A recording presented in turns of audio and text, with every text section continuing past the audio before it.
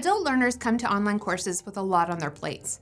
Many are balancing full-time jobs, families, and financial responsibilities while trying to stay enrolled and make progress toward a credential or a degree. They're also used to feeling responsible for making their own decisions and determining the path forward that will get them where they need to go, while still letting them do all the many things they need to do. Now, what they don't want is to feel watched, micromanaged, or forced through a rigid path that doesn't fit their lives. Instead, they're looking for classes that demonstrate flexibility and trust and make it clear how to get support when it's needed. Designing for autonomy means building courses that enable learners to make meaningful choices about when, how, and in what way they learn while still meeting your course goals and outcomes. Now, learner autonomy is not about letting students do whatever they want. It's about giving students appropriate levels of control.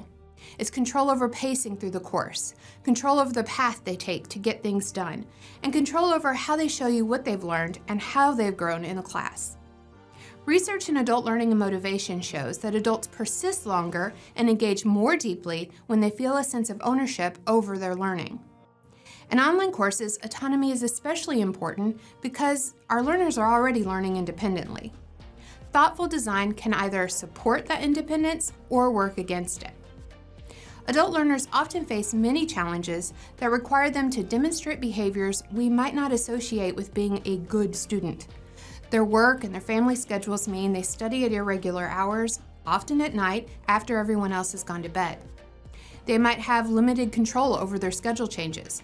Depending on where they are in their careers, they may be in a situation where if the boss says they have to stay late, they have to, or they risk losing the position that helps them put food on the table. But the really great thing about adult learners is that they can bring so much experience to the course. They've lived a life. They know how things work, and that gives them a huge advantage in being able to make something that works in theory into the real world. That unique perspective may mean that when they're presented with one way to do something, they see another path, and it may be the one that would work better for them because they know themselves. When courses are overly rigid, with really fixed weekly deadlines or a single way that they have to complete an assignment, learners can feel punished for having real lives. Autonomy supportive design sends a different message. It says, we trust you to manage your learning, and we've designed the course to support that. That sense of trust can support motivation, confidence, and persistence in online programs. So here are some practical design strategies that you could use to support autonomy. First, offer flexible pacing where it's possible. This doesn't mean that you eliminate deadlines altogether. Instead, consider weekly or bi-weekly completion windows rather than a single due date, the use of grace periods or no penalty late submission policies, or even more module-based pacing where learners move forward once their work is complete. Even small examples of flexibility in your course can help reduce stress and help learners stay enrolled during life disruptions. You can also build choice into your assignments. Choice-based assignments are one of the most powerful ways that we can support autonomy. For example, you can let your student choose one of several paper formats or project formats, maybe giving a presentation or putting together a video or an infographic. That means that your student can choose a format that they know has worked well for them in the past or one that they're already really experienced with. You can allow topic choice to be aligned with their career or their workplace or their personal goals. You can even offer tiered assignments where the students actually select how much they know about a topic before they get started. As long as all of the options align with the same learning outcomes, students can spend time learning the foundational information around the topic, or if they already know that foundational topic, they can take it further and get feedback from the real expert, from you, on what they're thinking. The end result is that you're giving students a choice about how they meet their course goals. And as you create your course, you'll want to make the pathways from start to completion clear, but not controlling. You can support this by clearly stating what must be completed and by when, by explaining why your course activities matter, why you've chosen them, and by providing a way for students to self-monitor their progress. A checklist or a progress guide lays out what needs to be done, and it's an incredibly valuable tool if you're needing to figure out when and how you're going to get something done.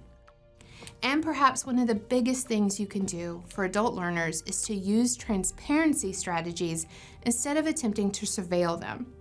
Students are uncomfortable with things like timed quizzes, lockstep release conditions for course activities, or when we use language that stresses only deadlines, especially if that's in a punitive way. A better approach is to be clear about how you evaluate things like classroom participation and engagement.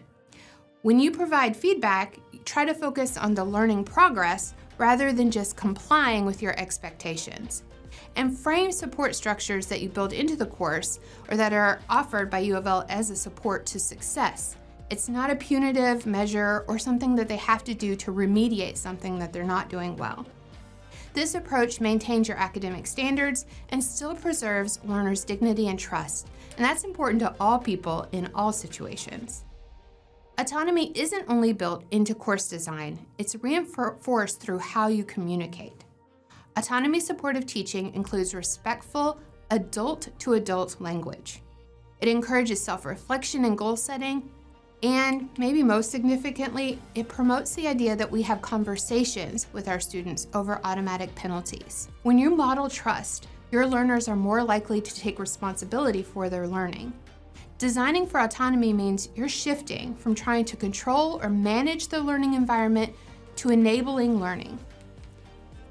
By offering flexible pacing, choice-based assignments, and transparent expectations, you're helping to create an online environment where adult learners feel trusted, capable, and supported. Autonomy does not lower standards. It helps learners reach them. Thank you for your time, and make sure to check out the other videos offered in this series.